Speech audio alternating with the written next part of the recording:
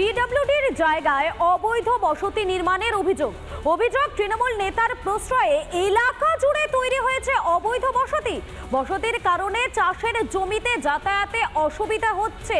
সে কারণেই প্রশাসনের দ্বারস্থ হয়েছেন কৃষকরা।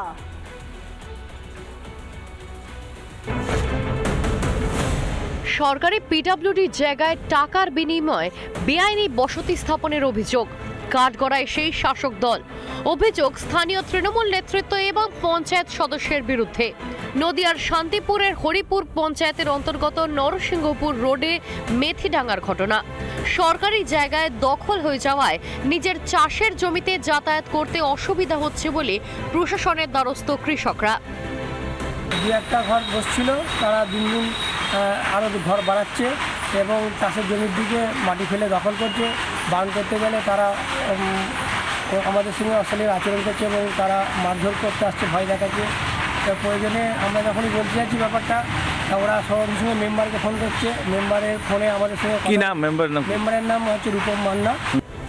অভিযোগ সেই বসতির বাসিন্দাদের আবাসের ঘর পাইয়ে দেওয়ার প্রতিশ্রুতিও দিয়েছেন শাসক নেতারা, যদিও অভিযোগ অস্বীকার পিডব্লিউডির জায়গায় বসবাসকারীদের। আমরা তাকে চিনিই নি, তো তখন এসছি আমরা, ধরো 20-30 বছর এখানে এসছি, তাকে চিনিই নি। তাহলে সে এখন ধরো চিনি তাকে, তখন তো চিনতাম না, তাহলে তাকে টাকাটা দিলাম কোন? ঘটনায় শাসক দলের প্রতিটা স্তরে এই বেআইনি বসতি তৈরির টাকার ভাগ গেছে বলে অভিযোগ বিজেপির। নেতৃত্বর যখন নির্দেশ আছে 75% টাকা কালীঘাটে পৌঁছাতে হবে, সেখানে সেই টাকাটা তারা কোথার থেকে জোগাড় করবে? স্বাভাবিক হিসাবেই তৃণমূলের যে ঘোষিত নীতি, চুরি করো, কাটমানি তোলো, সঙ্গে তোমাদের আইন আছে, কেউ তোমাদের টিকি ছুঁতে পারবে না।